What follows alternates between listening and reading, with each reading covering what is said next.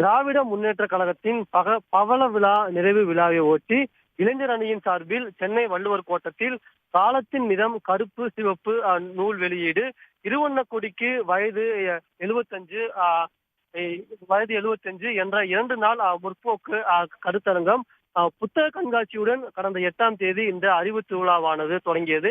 இந்த அறிவு திருவிழாவில் தினசரி பல்வேறு நிகழ்ச்சிகள் உறைவீச்சு தொடர்ந்து நடைபெற்று வருகிறது. அதன்படி அந்த 2 நாள் முற்போக்கு கண்காட்சியாக 1 வாரம் காலம் நடைபெறும் முற்போக்கு கண்காட்சியானது இன்று மாலை 16ஆம் தேதி, அதாவது நவம்பர் 16ஆம் தேதி இன்று மாலையுடன் நிறைவு பெறுகிறது. இதனைத் தொடர்ந்து தமிழ்நாடு முதலமைச்சர் மு.க.ஸ்டாலின் தற்போது அந்த அறிவு திருவிழாவில் நடைபெற்று வரும் முற்போக்கு கண்காட்சியை பார்வையிட்டு வருகிறார்.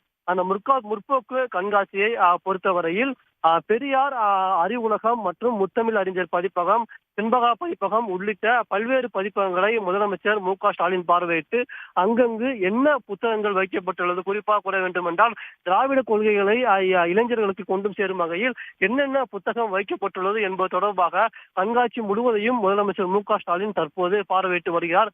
இந்த புத்தக கண்காட்சியை பொறுத்தவரையில் முற்போக்கு புத்தக கண்காட்சியானது கடந்த 8ஆம் தேதி தொடங்கியது. சுமார் 1 வார காலம் இந்த முற்போக்கு புத்தக கண்காட்சியானது நடைபெற்று இன்று மாலையுடன் நிறைவு பெறுகிறது. இன்று மாலை மாற்று ஊடக மையம் கலைக்குழுவின் கலை நிகழ்ச்சியும், அறிவை கொண்டாடும் என்ற தரிப்பில் உரைவீச்சும் நடைபெற உள்ளது. இறுதியாக திமுக இளைஞரணி தலைவரும் துணை முதலமைச்சருமான உதயநிதி ஸ்டாலின் இந்த புத்தக கண்காட்சியில் பேச உள்ளார். இதனைத் தொடர்ந்து இந்த கடைசி நாள் நடைபெற்றும் இந்த புத்தக கண்காட்சியை முதலமைச்சர் மு.க.ஸ்டாலின் பார்வையிட்டு பல்வேறு புத்தகங்களின் அந்த ஸ்டால்களையும் பார்வையிட்டு வருகிறார்.